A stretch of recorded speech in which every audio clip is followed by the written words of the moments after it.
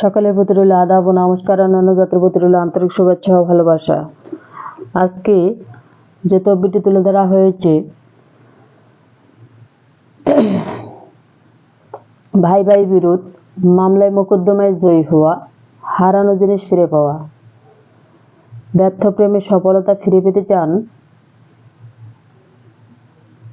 আজই যোগাযোগ করবেন, পরামর্শ করবেন। আপনি মামলা মোকদ্দমায় অনেক দিন যাবত থেকে 1 বছর 2 বছর 3 বছর 4 বছর ধরে ঘুরতেছেন, আপনি এখান থেকে জয়লাভ করতে পারেন না, মানে জয় হইতে পারতেছেন না। যেদিকে যাচ্ছেন খালি ক্ষয় ক্ষয় ছাড়া কোনো কিছুই পাচ্ছেন না। তো প্রতারকের হাত থেকে আপনি যদি রেহাই পেতে চান, এবং সাদা বাবা লাল বাবা, অনেক বাবাই রয়েছে বলে যে কাজ করে দেব, কিন্তু আমার মতো সরাসরি এভাবে লাইভে ভিডিওতে আসে যদি কেউ কথা বলতে পারে, তাকে আমি গুরুদায় দেব।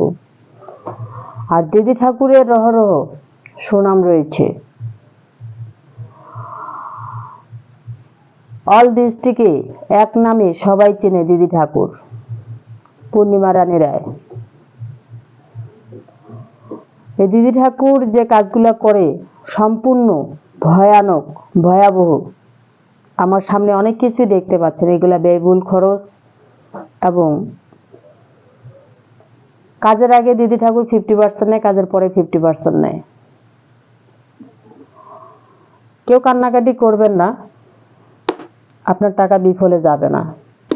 কাজ 7 দিনের ভিতরে যদি আপনি সঠিক না পান, তাহলে যেটি আপনি হাদিয়া দিবেন সেই হাদিয়াটি আপনি ফেরত যোগ্য। তো যে যেখান থেকে আমার ভিডিও বা লাইভ যারা দেখতেছেন বা দেখেন,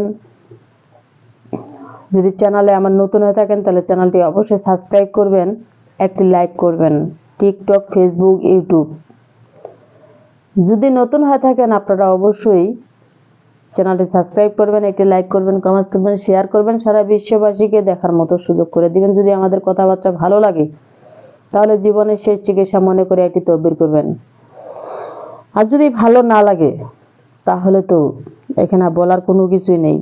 কেন ভাই, টাকা দিয়ে আপনি কাজ করাবেন, পরিশ্রমের টাকা, মাথার ঘাম পায়ে ফেলে আপনারা তদবির করেন। আপনাদেরকে ঠকানোর মতো একমাত্র ওই ভগবানই জানে। আমি 10 টাকা চায়ে খেলে আপনাদের কাছ থেকে চায়ে খাবো, পেটে খিদা লাগলে আমি আপনাদের কাছ থেকে বলে নিব, বলে চায়ে খাবো, কিন্তু পিছন থেকে চুরি করে খাওয়ার অভ্যাস নেই। তীক্ষ্ণতার নাম কি ফলে পরিচয়। তো জীবনের শেষ চিকিৎসা মনে করে এটি তদবির করবেন। সবাই ভালো থাকবেন, সুস্থ থাকবেন। ধন্যবাদ।